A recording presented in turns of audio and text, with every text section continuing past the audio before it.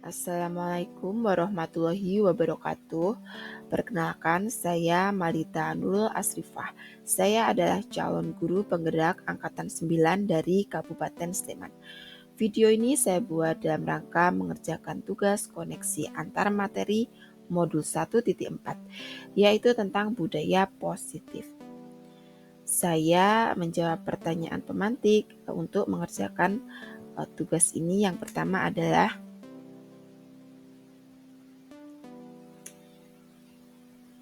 Dan menurut saya materi yang pertama yaitu disiplin positif dan nilai kebijakan, yaitu upaya untuk menumbuhkan motivasi intrinsik dalam diri seseorang sehingga menjadi pribadi yang memiliki disiplin positif, anak taat pada peraturan dengan kesadaran sendiri tanpa paksaan, anak dapat mengontrol dirinya akan tanggung jawab apa yang diembannya atas hal yang sudah dilakukan. Anak dapat melakukan sesuatu bukan karena takut hukuman, bukan karena penghargaan atau pujian, serta dapat menerapkan nilai kebajikan dengan kesadaran sendiri. Kemudian yang kedua adalah teori motivasi, hukuman, penghargaan, dan restitusi. Pada materi ini saya belajar tentang teori motivasi, yaitu dari mana motivasi itu tumbuh. Ada 3, yang pertama adalah karena takut hukuman, yang kedua adalah karena imbalan, dan yang ketiga adalah motivasi karena datang untuk ingin menghargai diri sendiri. Kemudian saya belajar mengenai hukuman, penghargaan, dan restitusi. Hukuman sendiri dirasa tidak efektif karena tidak ada hubungannya dengan hal yang dilanggar. Hukuman bersifat spontanitas dan tidak ada kesepakatan dengan anak sebelumnya. Hukuman berbeda dengan konsekuensi. Konsekuensi sudah disepakati bersama anak sebelumnya, sehingga ketika melanggar anak akan tahu konsekuensi apa yang akan dia terima. Konsekuensi memiliki keterkaitan dengan hal yang telah dilanggar sebelumnya. Perbedaan antara konsekuensi dan hukuman bisa dilihat pada contoh berikut. Anak terlambat 15 menit saat masuk sekolah dihukum mengelilingi lapangan. Hal tersebut merupakan hukuman. Namun bila anak lari keliling lapangan karena terlambat saat mengikuti pelajaran olahraga, maka hal ini adalah konsekuensi. Karena kemungkinan anak tidak mengikuti pemanasan, jadi diganti dengan pemanasan lari keliling lapangan. Sementara penghargaan juga tidak efektif bila diberikan terlalu sering. Penghargaan atau hadiah boleh diberikan saat acara perlombaan, namun tidak untuk kegiatan pembelajaran di kelas. Karena kurang efektif, anak jadi akan mengharapkan penghargaan tersebut. Anak akan malas jika tidak diberi penghargaan atau pujian. Yang paling efektif adalah restitusi. Dalam restitusi ini, guru bersama siswa bersama-sama mencoba melihat lebih dalam lagi apa yang salah pada siswa tersebut, kemudian mencari solusi untuk memperbaiki bersama-sama, sehingga anak tersebut bisa diterima kembali pada kelompoknya.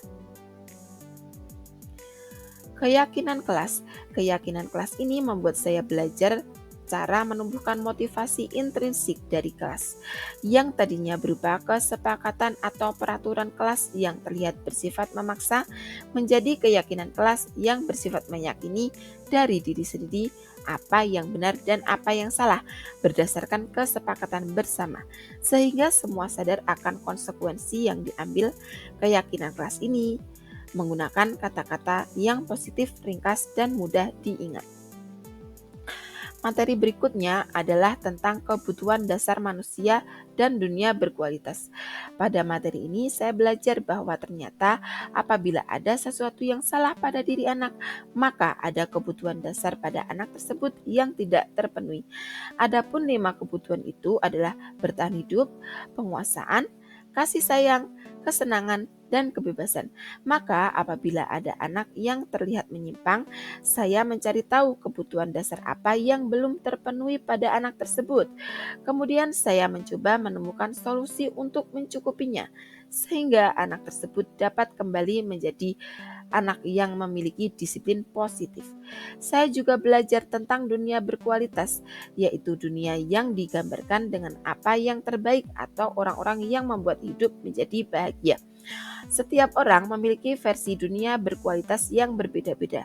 Tugas kita sebagai guru adalah menyelipkan hal-hal yang bermakna dan nilai-nilai kebajikan yang hakiki ke dalam dunia berkualitas mereka, sehingga murid akan meletakkan dirinya sendiri dalam individu yang positif dalam dunia berkualitas karena mereka menghargai nilai-nilai kebajikan.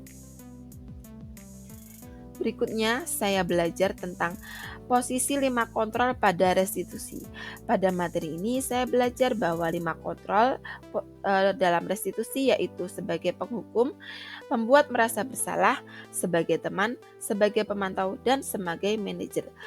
Dan posisi yang paling baik adalah posisi manajer, karena pada posisi ini di mana guru berbuat sesuatu bersama dengan murid, mempersilahkan murid mempertanggungjawabkan perilaku atau perbuatannya, mendukung murid agar dapat menemukan solusi atas permasalahannya sendiri. Seorang manajer yang telah memiliki keterampilan di posisi teman maupun pemantau, dan dengan demikian bisa jadi di waktu-waktu tertentu kembali kepada kedua posisi tersebut bila diperlukan. Kemudian pada materi berikutnya saya belajar tentang segitiga restitusi. Kegiatan ini memiliki 3 langkah, yaitu menstabilkan identitas, validasi tindakan yang salah, dan menanyakan keyakinan. Kegiatan ini dirancang untuk proses menyiapkan anak melakukan restitusi. Sebenarnya kegiatan ini sudah sering dilakukan pada pembelajaran, namun selama ini saya belum mengetahui teorinya. Pada materi ini saya menjadi tahu ternyata selama ini ada langkah-langkah yang tidak saya lakukan pada segitiga restitusi ini. Saya akan berusaha menerapkannya. Hal menarik di luar dugaan adalah tentang penghargaan. Selama ini saya menganggap penghargaan adalah cara untuk meningkatkan motivasi murid. Ternyata penghargaan memiliki dampak negatif seperti menurunkan kualitas dan kreativitas, bersifat menghukum, mengurangi ketepatan, dan dapat merusak hubungan. Kesimpulan dari materi yang telah saya pelajari adalah budaya positif ini merupakan salah satu tujuan dari visi kita sebagai guru penggerak, yaitu menumbuhkan lingkungan yang positif dengan kesadaran pribadi anak. Budaya positif ini bisa dimulai dari kita sendiri, yaitu dengan mengamalkan nilai-nilai guru penggerak, yaitu berpihak pada murid, mandiri, reflektif, kolaboratif, dan inovatif. Semua berasal dari guru pribadi yang mampu memberikan teladan yang baik, kemudian berkolaborasi dengan seluruh warga sekolah untuk menaati keyakinan sekolah. Hal ini akan memudahkan kita untuk mencapai tujuan pendidikan yang sesuai dengan filosofi Ki Hajar Dewantara, yaitu berpihak pada murid dan membimbing siswa sesuai dengan kodrat alam dan kodrat zaman. Kemudian yang berikutnya adalah perubahan cara berpikir saya yang berubah. Tadinya menganggap bahwa hukuman adalah senjata yang ampuh untuk membuat siswa patuh, berubah menjadi restitusi untuk menumbuhkan kesadaran siswa menjadi pribadi yang bertanggung jawab dan mengarahkan mereka untuk mencari solusi atas permasalahan yang dihadapi, sehingga mereka dapat kembali diterima di kelompoknya. Berikutnya, tentu saja saya dapat banyak pengalaman ya yang saya alami sebagai seorang guru dengan menerapkan budaya positif ini. Terkadang kita sudah berusaha melakukan pendidikan yang lembut pada anak, namun anak tidak kunjung jeda, maka senjata andalannya adalah hukuman. Kemudian yang berikutnya, setelah melakukan atau mengalami hal-hal tersebut, perasaan saya sangat menyesal ketika menjalankan hukuman.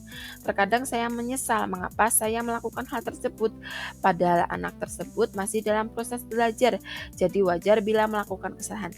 Jadi tugas kita sebagai guru adalah mengarahkan mereka dan membimbing mereka ke arah yang lebih baik.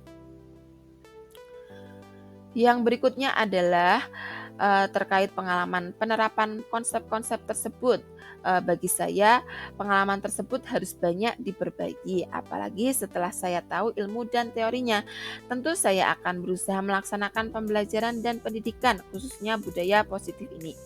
Selama ini di sekolah identik dengan peraturan, maka mulai saat ini ubah peraturan menjadi keyakinan sekolah atau keyakinan kelas yang memiliki kata-kata positif. Kemudian setelah mempelajari modul ini, jujur selama ini saya lebih sering menggunakan posisi kontrol pembuat merasa bersalah, teman, dan penghukum. Tentu saya merasa gagal karena siswa tersebut kurang taat pada peraturan yang ada. Setelah mempelajari modul ini, saya seharusnya memakai posisi manajerial sehingga saya berusaha untuk memahami murid-murid saya. Bukan hanya murid saya, namun juga saya belajar mengontrol dan memahami diri saya sendiri saat memperlakukan mereka, sehingga mereka dapat solusi atas inisiatif sendiri dan mampu bertanggung jawab dengan konsekuensi yang telah mereka lakukan. Yang berikutnya adalah sebelum mempelajari modul ini, tentu saja saya pernah menerapkan segitiga restitusi dan saya pikir semua guru juga sudah melakukannya meski langkah-langkahnya belum urut atau belum lengkap.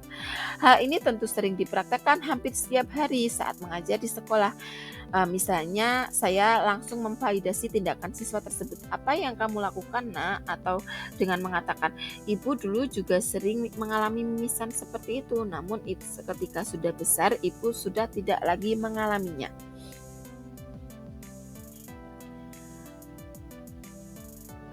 Kemudian yang berikutnya adalah selain konsep-konsep yang disampaikan dalam modul ini, hal yang lain yang menurut saya penting adalah bahwa budaya positif ini bukan hanya diterapkan di sekolah saja, namun perlu adanya kolaborasi dan kerjasama dengan orang tua, sehingga budaya positif ini dapat diterapkan di rumah. Salah satu upayanya adalah dengan mengadakan program parenting sekolah, sehingga baik di lingkungan sekolah maupun di lingkungan rumah, keduanya memiliki lingkungan dan budaya yang positif yang mendukung tumbuh kembang anak menjadi pribadi yang lebih baik. Demikian pemaparan dari saya. Terima kasih. Mudah-mudahan bermanfaat. Sekian dan wassalamualaikum warahmatullahi wabarakatuh.